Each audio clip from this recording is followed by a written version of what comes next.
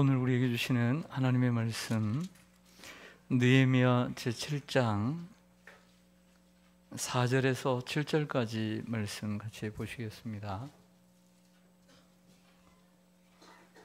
느헤미야 제7장 4절에서 7절까지 말씀입니다.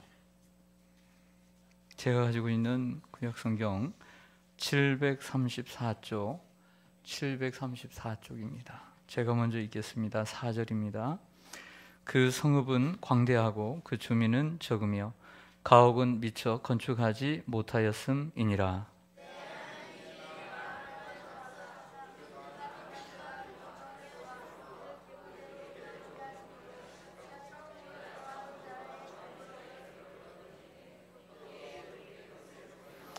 옛적에 바벨론 왕 느부갓네살에게 사로잡혀 가던 자들 중에서 노임을 받고 예루살렘과 유다에 돌아와 각기 자기들의 성읍에 이른 자들 곧 예수아와 느헤미야와 아사랴와 라아мя와 나하마니와 모르드게와 빌산과 미스베렛과 비그에와 느흠과 바하나와 함께 나온 이스라엘 백성의 명수가 이러하니라. 아멘. 기도하겠습니다. 존귀하신 아버지 하나님, 무더운 한 주간 세상에는 수많은 일들이 일어났습니다. 어느 곳에선 지진이 일어나 수백 명이 죽고 수많은 사람들이 부상을 입었습니다. 아버지 하나님, 전쟁의 소용돌이 속에서 하나님, 그 불안한 기운이 아직 우리에겐 많이 남아 있습니다. 이 땅을 불쌍히 여겨 주시기를 원합니다. 주님, 많은 사람들이 여러 가지 질병과 고초로 인해서 아버지 하나님 아파하고 있는 가운데 있습니다. 주여, 저희들을 아버지 하나님이여 저희들에게 은혜 주셔서 그들을 위해서 또한 기도하게 하시고 우리가 건강하게 주님 앞에 서 있음을 감사하는 저희들이 되기를 소망합니다. 오늘 이 밤 한 주간 살아오면서 여러 가지 아버지 하나님 또 사명의 자리에서 또 일터에서 또 가정에서 수고하다가 때론 지치고 힘든 영혼들이 있습니다. 저들 가운데 하나님 찾아와 주시고 위로해 주시옵소서. 오늘 하나님의 얼굴을 배우는 시간이 되게 하시고 우리 영육이 회복되는 시간이 될 수 있도록 도와주시옵소서. 예수님의 이름으로 기도드리옵나이다. 아멘. 할렐루야. 네, 오늘 금요기도에 올라오신 여러분 주님의 이름으로 환영하고 축복합니다. 우리 서로 인사하겠습니다. 반갑습니다. 사랑합니다. 축복합니다. 예루살렘 성벽이 52일 만에 완공이 되었습니다. 성벽이 완공되자 느헤미야가 했던 일은 하나님의 전을 섬기는 레위 사람들을 세우는 일이었습니다. 그리고 다음으로는 행정과 치안을 담당하는 하나니와 하나냐를 세워서 그 예루살렘 성의 치안과 또 행정을 담당했고, 그리고 문 여는 시간과 문 닫는 시간을 정확하게 정해서 성을 철통까지 지켜낼 방법도 마련했습니다. 그러나 그보다 훨씬 중요한 일이 남아 있습니다. 그것은 그 예루살렘 성에 들어가 사는 사람들이 필요했던 것이죠. 성이 있으면 뭐합니까? 그 안에 들어갈 사람이 있어야만 하는 것입니다. 당시의 상황을 4절이 잘 묘사해 주고 있습니다. 4절을 보시면요, 첫 번째, 그 성읍은 뭐하고 광대하고 크고 넓었습니다. 하지만 그 주민은 적었다. 들어가 살아야 되는데 주민이 적었어요. 그 이유 가운데 하나는 가옥을 미처 건축하지 못했기 때문이다. 성문 건축하면 뭐합니까? 그 안에 들어가서 집이 있어야 사는데 집을 미처 건축하지 못했던 것입니다. 예루살렘은 생각보다 광대했습니다. 넓었습니다. 그러나 주민이 없었다. 또 하나의 숙제는, 느헤미야에게 남은 숙제는 바로 그 성에 살 주민들을 배치시키는 일이었습니다. 이 일을 위해서 그가 생각해낸 것은 오래전에 포로 귀환한 1차 귀환한 사람들의 명단을 입수하는 것이었습니다. 그러한 명단은 에스라서 2장에 나와 있는데 그 말씀을 많이 인용한 것으로 보입니다. 그렇게 인구를 조사한 이유는 예루살렘이라고 하는 수도의 특성 때문입니다. 예루살렘 성에 들어갈 사람들은 유대인, 하나님을 섬기는 유대인의 혈통을 가지고 있어야 되기 때문이죠. 유대인의 정통성을 가지고 있는 사람들을 넣기를 원했던 것입니다. 자, 그러기 위해서는 먼저 포로 귀환한 100년 전에 포로 귀환한 사람들의 명단을 먼저 입수를 하고 현재 남아있는 사람들과 대조를 해서 그 정통성을 찾는 것이 중요했던 것 같습니다. 한마디로 오늘 느헤미야 7장은 인구조사입니다. 인구조사. 우리가 성경의 인구조사하면 생각나는 사람이 있습니다. 그 사람은 다윗입니다. 다윗은 인구조사를 했는데 하나님이 기뻐하시지 않았습니다. 그 이유는 자신의 어떤 위상을, 자신의 능력을 나타내기 위한 이러한 방법으로 인구조사를 했기 때문이죠. 나에게 이처럼 내가 큰 임금이 됐다, 내가 이제 큰 나라가 됐다라고 하는 자랑을 하기 위해서. 그렇지만 하나님께서는 그 인구조사를 기뻐하지 않으셨고 아주 벌을 내리셨습니다. 그 벌은 호된 벌이었습니다. 호된 벌이었어요. 사랑하는 성도 여러분, 그러나 오늘 나와 있는 느헤미야의 인구조사는 하나님의 감동을 받았습니다. 5절을 보실까요? 5절을 보시면 내 하나님이 내 마음을 뭐하사 감동하사 귀족들과 민중들과 백성을 모아 그 계보대로 등록하게 하심으로 내가 처음으로 돌아온 자의 계보를 얻었는데, 처음으로 돌아온 자의 계보는 제1차 포로 귀환 자들의 이름입니다. 거기에 기록된 것을 보면 이렇게 나와 있죠. 여러분, 다윗은 인구조사를 했어도 자기의 마음대로, 자기 마음대로 행했기 때문에 하나님께 벌을 받았습니다. 3년 동안 전쟁이 일어나게 할 것이냐, 아니면 몇 개월 동안 온역이 들게 할 것이냐, 이런 얘기들이었죠. 그 중에 하나를 3일 동안의 벌을 받지 않습니까? 수만 명이 죽고요. 사랑하는 여러분, 우리가 무슨 일을 할 때 내 마음대로, 내 생각대로 해서는 안 됩니다. 내 마음대로 했다간 다윗처럼 벌을 받습니다. 느헤미야처럼 감동을 받아 일하는 우리가 되기를 소망합니다. 오늘 우리가 보통 이제 성경을 읽다 보면 족보가 제일 읽기 싫잖아요. 마태복음 맘먹고 딱 읽으려고 했는데 누가 누구를 낳고 에이 하면서 살짝 2장으로 넘어갈 수도 있고, 인내심이 강한 분들은 꾸준히 읽기도 합니다. 오늘 본문에도 보면 그 다음에도 계속 몇 명이다 이거 읽다간 오늘 시간 다 가니까 제가 오늘 7절까지만 읽었던 거예요.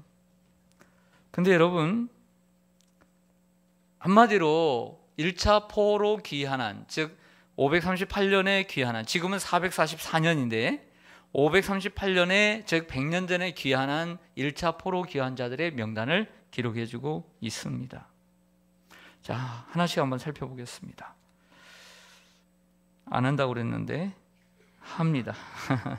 6절 보시면 옛적에 바벨론 왕 느부갓네살에게 사로잡혀 갔던 자들 중에서 노임을 받고 예루살렘과 유다에 돌아와 각기 자기들의 성읍에 이른 자들, 제1차 포로 귀환 자들이죠.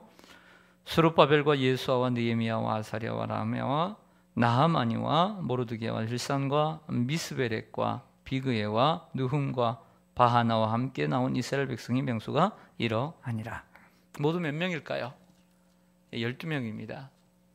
여기에 나오는 첫 번째 사람들은 최초로 돌아온 이들의 지도자들입니다. 12지파의 지도자들의 이름을 기록해주고 있는 것이죠. 지금은 나이가 무척 많았을 것 같아요. 아니면 죽은 사람들도 있습니다. 두 번째로는 가족들 명단입니다. 자, 8절부터 보실까요? 자, 가족들 명단이 납니다. 가족별로. 그 특징은 8절부터 24절까지 보면 자손이라고 하는 단어가 나옵니다. 보이시죠? 8절에 바로스 자손 2172명, 9절에 보면 스바랴 자손, 10절에 자손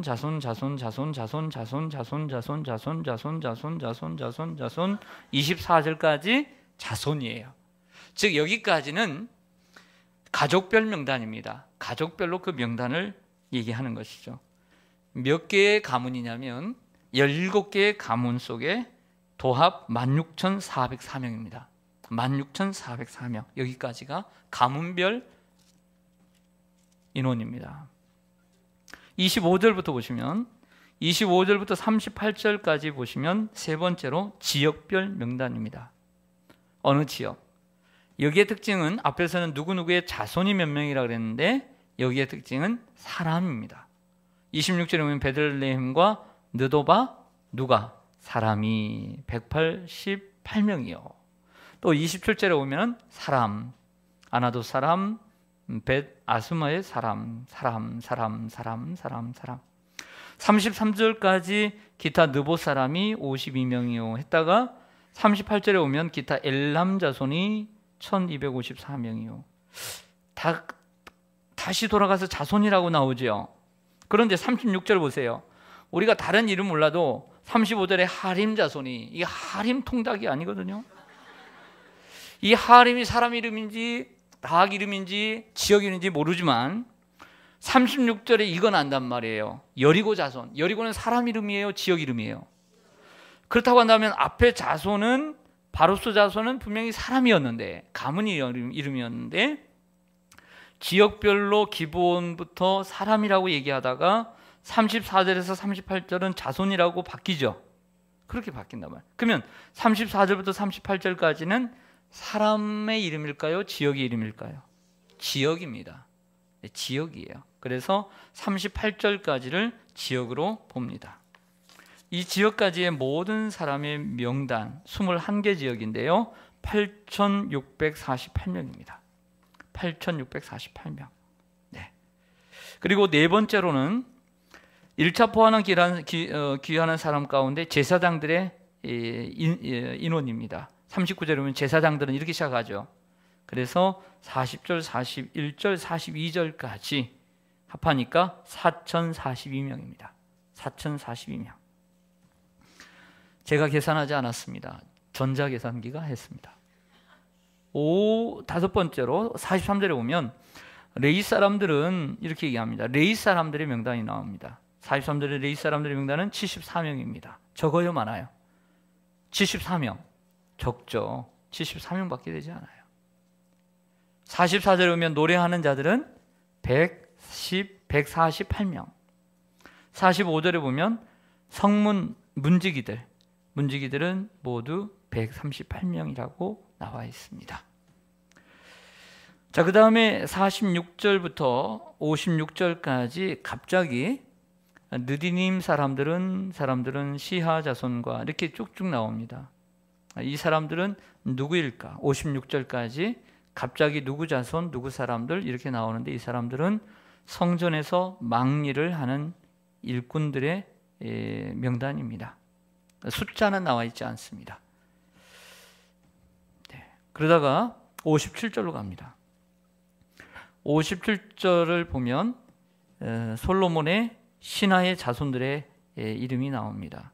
솔로몬의 신하의 자손은 소대 자손과 소벨의 자손과 브리다 자손과 이렇게 해서 57절, 58절, 59절, 60절까지 모두 솔로몬을 섬긴 종들, 그 솔로몬을 섬긴 신하들의 자손들의 명단이 쭉 나오면서 몇 명입니까? 392명. 네, 392명 이렇게 나오고 있습니다. 자, 그 다음에 61절, 62절을 보시면 61절과 62절은 무엇이냐면 일반 백성들 가운데 유대인이긴 유대인처럼 보이지만은 어느 지파인지 어느 종족인지 계보를 알 수 없는 사람들, 불분명한 사람들이에요. 그 사람들이 나옵니다. 모두 642명입니다. 그래서 61절 하반절에 오면 그들의 종족이나 계보가 이스라엘에 속하였는지는 증거할 수 있다 없다? 없다.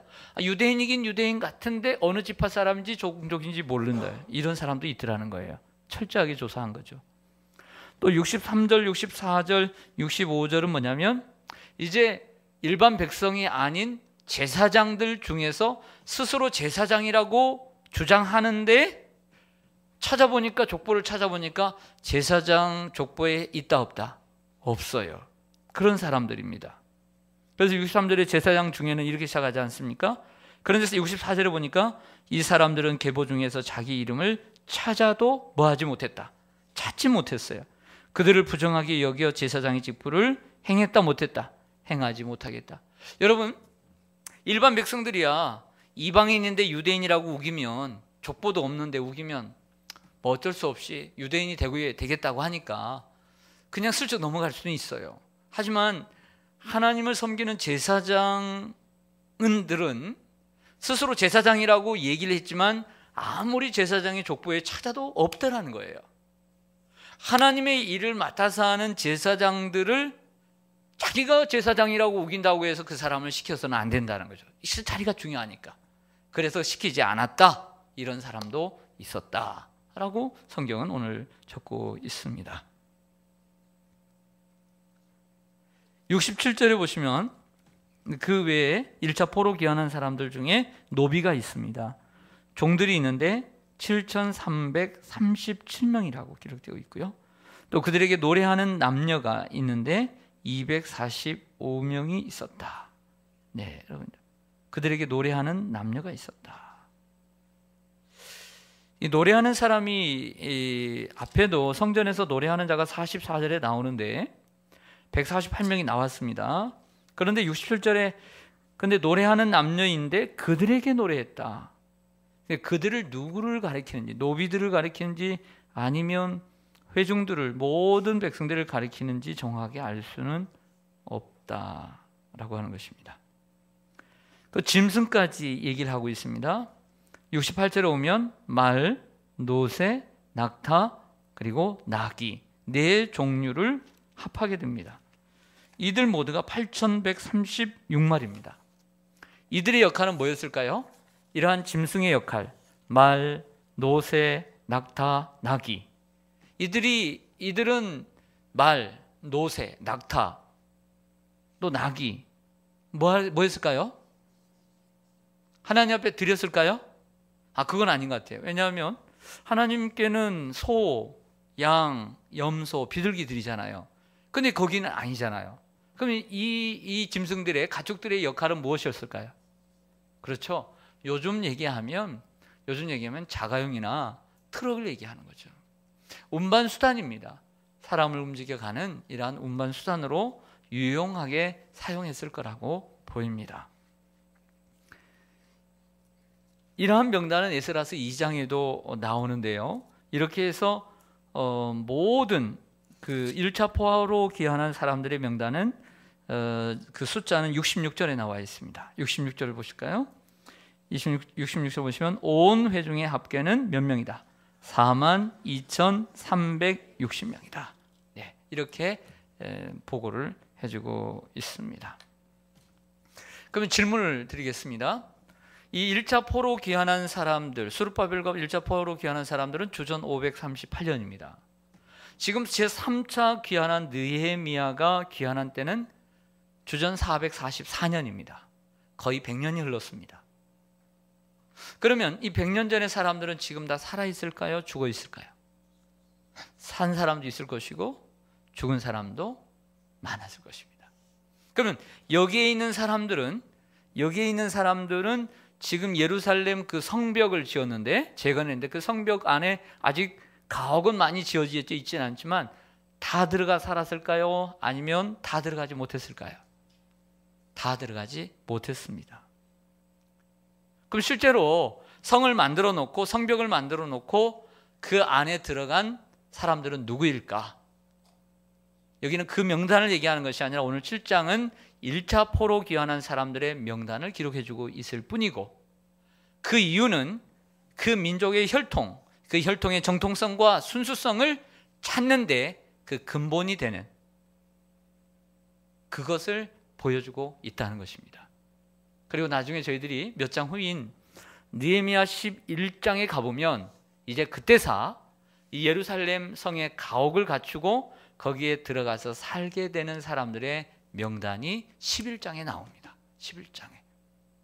그때 자세하게 설명을 하겠지만 대체적으로 이런 사람들이 들어갑니다. 먼저는 지도자들이 예루살렘에 거주하게 합니다. 백성의 지도자들이 솔선수범해야 함을 가르쳐 주는 것이죠. 또 하나는 제비를 뽑아서 10분의 1은 예루살렘 성에 살게 하고 나머지 10분의 9는 예루살렘 밖의 지역에 흩어져서 살게 했습니다. 세 번째로는 자원하는 사람들에게 복을 빌어 주었습니다. 자, 이런 분위기를 볼 때 이스라엘 백성들이 예루살렘 성은 건축했지만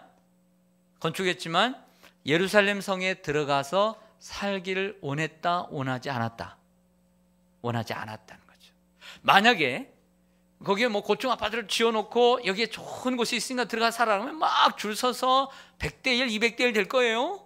그런데 그런 상황이 아니라 지금의 현재 느헤미야가 성벽을 갖추고 들어간 그때의 상황은 서로 들어가지 않으려고 했던 상황이었음을 성경을 통해서 보여준다는 것이죠. 그렇기 때문에 먼저 지도자들은 들어가서 솔선수범을 보이게 했고, 들어가려고 하지 않으니까 제비를 뽑아서, 많아서 제비 뽑은 것이 아니라 안 들어가려고 하니까 10분의 1만 제비 뽑아서 들어가게 했고, 그러나 그 중에는 그 어려운 상황 가운데서도 자원해서 들어가기를 원하는 이들에게는 복을 빌어 주었다. 11장에 그렇게 나오고 있습니다. 그 외에는 당연히 제사장도 있었을 것이고 성전 문지기나 레위인들이 있었을 것입니다. 그리고 예루살렘이라고 하는 지정학적 위치에 따라서 바로 그 지역은 남유다 지역입니다. 즉 유다와 베냐민 지파 사람들이 많이 거주하게 되었다라고 느헤미야 11장에서 말씀을 하고 있습니다. 우리 그때 가서 좀 더 자세하게 생각해 보기로 하고요. 우리가 미래관을 건축을 하고 있습니다. 여러분들이 기도를 많이 해주셔서 잘 올라가고 있습니다. 그런데 지지난주인가 우리 교육위원회가 좀 모였어요. 그리고 지난주인가 그래서 오늘 또 모이신 것 같습니다. 모이게 된 이유는 이렇습니다. 지금 우리 교회에 지금 2층과 지하가 교육관으로 사용을 하고 있는데, 교육관 용도로 쓰이게 되는 미래관이 3층과 4층에 교육관을 준비를 하려고 합니다. 그렇게 해서 모이게 된 경위는 누가 그 자리에 들어가게 될 것인가, 이런 회의를 하고 있습니다. 미리 해야 되지 않겠습니까? 그래야 거기에 구성에 맞추어서 뭘 준비할 거 아니에요. 예를 들어 집에 아들과 딸이 있는데 이사를 가는데 여기는 딸방, 여기는 아들방. 근데 딸방을 파란색으로 도배하는 것보다는 분홍색으로 이렇게 도배하는 게 좋겠고, 그렇지 않습니까? 침대에다 갖다 놓는데 딸은 딸의 색깔을 놓고 아들은 아들의 색깔을 놓는 게 좋지 않겠어요? 그런 것처럼 어떤 부서가 들어갈 것인가를 함께 연구를 하고 있습니다. 그래서 교육위원장님과 부서장님과 교육자들이 처음 1시간 얘기를 나누고, 이제 오늘은 뭘 준비를 했냐면, 먼저 각 부서에서 원하는 장소를 쓰라. 1차 지명, 2차 지명, 1차, 2차 이렇게 쓰게 했고요. 그리고 두 번째로는 그 자원하게 되는 이유를 써라. 이유. 세 번째는 향후 비전과 계획을 준비해서 내놓았습니다. 그리고 계속 논의가 될 것입니다. 이런 것처럼 뭘 지으면 그 안에 들어갈 사람이 필요하잖아요. 우리도 미래관을 지으면 거기서 누가 그 자리에 들어가서 활동을 할 것인가. 그 외에도 2층과 4층에 5층에 우리 어른들이 사용할 방을 나누는데 그 방의 용도는 무슨 용도로 쓸 것인가, 이것 또한 미리 연구를 해야 되지 않겠습니까? 효율적으로. 이것 또한 외부적인 어떻게 보면 이 하드웨어를 갖추는 것보다 더 중요한 이 소프트웨어를 갖추는 것도 소중한 거라고 생각합니다. 사랑하는 성도 여러분, 교회에는 제적이라고 하는 게 있습니다. 그리고 출석이라는 게 있습니다. 제적이란 교회에 등록한 모든 성도 수를 제적수라고 얘기를 합니다. 한번 등록을 했으면 다 제적이에요. 그러나 실제적으로 그 제적의 수와 교회에 주일날 출석하는 평균 출석수는 다른 거죠. 교회는 이처럼 그냥 이름만 올려놓은 사람이 있고, 어떤 사람은 열심히 또 출석하는 사람이 있는 것입니다. 교회는 교인이 있습니다. 나는 교회를 다닌다라고 하는 교인입니다. 그러나 반대로 교회는 성도가 있습니다. 성도는 거룩한 무리입니다. 교회만 그냥 다니는 것이 아니라 예수 그리스도를 구주로 영접해서 하나님의 자녀라고 고백하는 사람들이 바로 성도입니다. 사랑하는 성도 여러분, 교회는 이처럼 재적수보다 출석수가 많아야 되고 교인보다 성도가 많아야 될 줄로 믿습니다. 교회는 거룩한 순수성을 가지고 있어야 합니다. 교회는 변질되지 말아야 합니다. 예루살렘 성도 순수한 유대인 혈통을 뽑기 위해서 이처럼 노력을 했던 느헤미야처럼 교회 안에도 누구나 올 수는 있지만 아무나 그리스도인이 되는 것은 아닙니다. 쥐고아를 막론하고 누구나 올 수는 있지만 아무나 주님의 제자가 되는 것은 아닙니다. 하나님의 자녀가 되는 것은 예수 그리스도를 구주로 영접해야만 할 줄로 믿습니다. 교회는 이처럼 믿음의 확신을 가지고 있는 사람들의 모임인 것입니다. 그런 사람들이 모이는 것입니다. 그리고 이처럼 순수한 교제를 같이 나눌 수 있어야 합니다. 존 스튜어트 밀은 이런 말을 했습니다. 국가의 가치는 결국 국가를 구성하는 개개인의 가치에 달려있다. 국민 한 사람 한 사람의 그 가치가 바로 국가의 가치를 결정한다. 이 말에 동의합니다. 더 쉽게 얘기한다면 교회의 가치 또한 건물에 있는 것이 아니라 바로 그 교회를 이루고 있는 성도님들 한 분 한 분의 가치에 달려있는 거예요. 결국 우리 교회를 아름답게 만들고 가치 있게 만들기 위해서는 바로 여러분들이 가치 있는 정말 멋진 믿음의 확신과 이러한 순수성을 가지고 있는 성도가 되어야 될 줄로 믿습니다. 여러분들의 믿음의 수준이 달라지고 성장하고 믿음이 성숙되어질 때 교회가 성장하는 것이에요. 사랑하는 여러분, 여러분들이 믿음이 충만하기를 소망합니다. 그럴 때 우리 교회는 달라지는 것이죠. 성도 개인의 가치는 믿음에 있습니다. 믿음에 있어요. 성도 한 사람의 가치는 믿음에 있는 거예요. 그 교회는 부자들이 모이더라, 가난한 사람이 모이더라, 이게 아니라 그 교회의 가치는 믿음이 있어요. 어떤 믿음을 가진 사람들이 거기에 모이는가, 거기에 가치가 있어요. 그리고 그 성도의 가치는 하나님과 자신의 관계 속에 있습니다. 그것은 믿음이요, 또 하나는 예배입니다. 하나님을 예배하는 그 마음으로 판단할 수가 있는 것이죠. 자, 7장 마지막 부분을 좀 가보겠습니다. 7장 마지막 부분에 이런 말씀을 적고 있습니다. 한번 보실까요? 7장 70절을 보겠습니다. 어떤 족장들은 역사를 위하여, 여기의 역사는 히스토리가 아니라 워크입니다. 일이죠. 그 역사를 위하여 보조하였고 총독은 금 1000 드라크마와 대접 50과 제사장의 의복 530벌을 보물 곡간에 드렸고, 또 어떤 족장들은 금 2만 드라크마와 은 2200마네를 역사 곡간에 드렸고, 그 나머지 백성은 금 2만 드라크마와 은 2000마네와 제사장의 의복 67벌을 드렸느니라. 아멘. 저를 보겠습니다.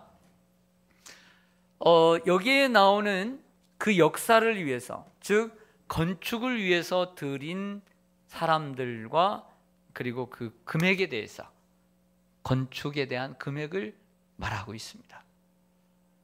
이 말씀은 에스라서 6장 2장 68절에서 70절 말씀을 인용을 하고 있는데, 그러나 똑같지는 않습니다. 거기는 모두를 합한 것에 대해서 말하고 있지만 6100 드라크마라 했는데, 여기에서는 좀 더 세분을 합니다.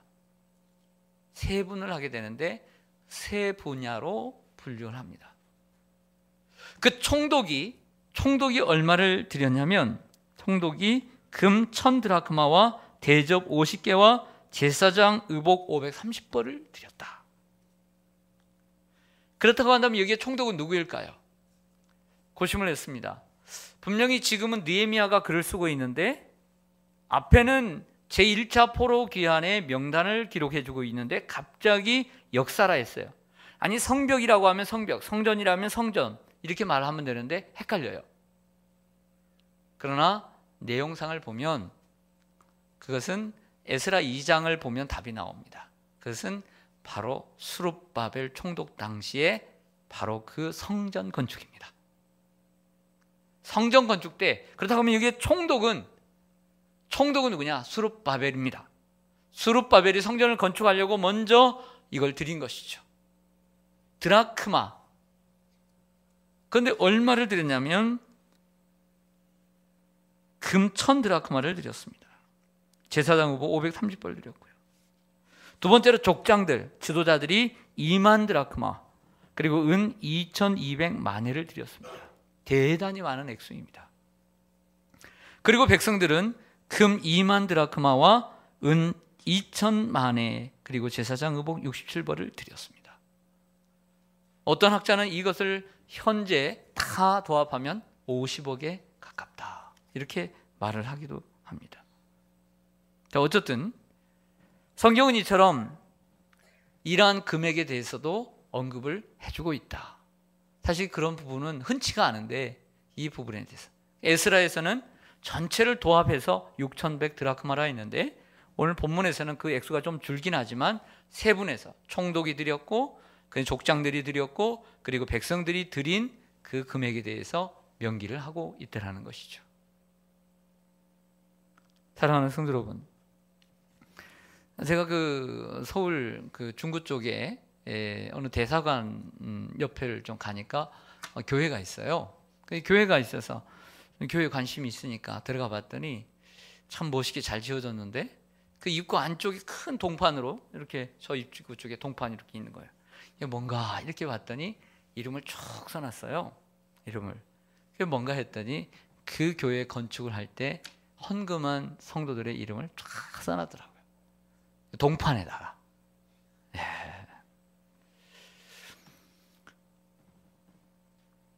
우리가 이 땅에서 그것이 좋으냐 나쁘냐를 떠나서 분명한 것은 하나님 앞에 우리가 이 땅에서 그것을 명시하든 하지 않든 하나님께서는 기억하고 계신다는 사실입니다.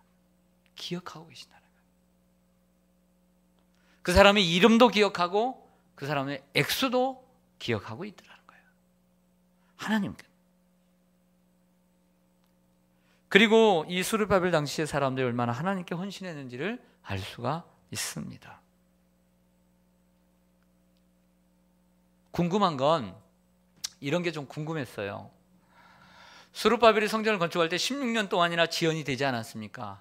그러면 이때 드렸던 헌금, 그 건축 헌금은 16년 전인 바로 포로 귀환하고 난 다음에 건축을 시작할 때 드렸을까? 아니면 학개와 스가랴 선지자가 호되게 훈계를 하고 그리고 도전을 해서 하나님 앞에 성전 건축을 할 때 드렸을까? 거기까지 저는 궁금했어요. 그러나 답은 모르겠습니다. 여러분들이 알아서 하십시오. 언제 드렸을 것 같아요? 이것을. 네. 저는 뒤에 드렸을 거라고 생각을 해요. 처음에 드린 것이 아니라 16년 후에 학개와 스가랴 선지자가 그들에게 강조했을 때 그때 드린 것이 아닌가. 만약 처음부터 그렇게 드렸다라고 한다면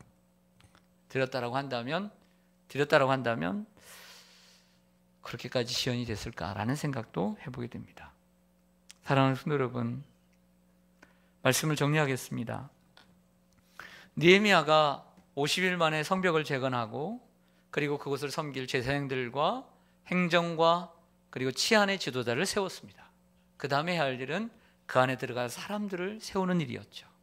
아직 가옥은 준비되어 있지 않지만 그래도 필요했던 것입니다. 가옥이 준비되어 있지 않다 보니까 사람들이 들어가려고 하지 않죠. 하지만 하나님께서 그들을 선택해서 들어가서 그 성에 살게 하셨던 것입니다. 사랑하는 성도 여러분, 나중에는 서로 예루살렘 성에 들어가서 살고 싶어서 난리가 났지 않았을까, 이런 생각을 합니다. 우리가 하나님의 일을 위해서 구경꾼이나 방해꾼이 되지 맙시다. 우리가 협력해서 우리 헌신과 축복의 주인공들이 되시기를 바랍니다. 성경은 성경대로 풀면 됩니다. 저는 성경이 이렇게 써 있는 걸 저도 깜짝 놀랐어요. 와, 성경을 많이 읽어도 이런 거 잘 몰랐는데 하나하나 읽다 보니까 이런 내용도 있더라는 거예요. 제 말이 아닙니다. 하나님이 말씀하고 있어요. 그렇게 이렇게 기록하고 있더라는 것이죠. 하나님께서 여러분들의 헌신을 다 아시고 그리고 하나님께서 저 하늘에서 갚아주실 줄로 믿습니다. 오늘 8시에 들어가서 저녁을 먹고 나오는데 다들 라디오에서 어떤 분이 이렇게 얘기하더라고요. 우리 어머님이 평생 시골 교회에서 80년 동안 섬겼는데 권사님으로 섬겼는데 한 교회를 섬기면서 이제 살다가 이제 암이 딱 걸려가지고 1개월 만에 돌아가셨대요. 1개월 만에 빨리 돌아가신 거죠. 그런데 그 아들인지 딸이 이렇게 얘기를 합니다. 우리 어머니의 그 구부러진 허리가 이 땅에서 이제 농사를 지면서 이제 구부러졌겠죠. 구부러진 허리로 다녔지만 저 천국에서는 허리를 펴며 꼿꼿하게 펴고 다니실 줄로 믿습니다. 우리 어머니가 제일 좋아했던 찬송 내 영혼이 은총 입어. 네, 이 찬송을 불러달라고 하는 그러한 라디오 기사를 보았습니다. 비록 우리가 이 땅에서 허리가 휘도록 고생을 할지라도 하나님은 아시고 저 천국에서 아름다운 것으로 갚아주실 줄로 믿습니다. 기도하겠습니다.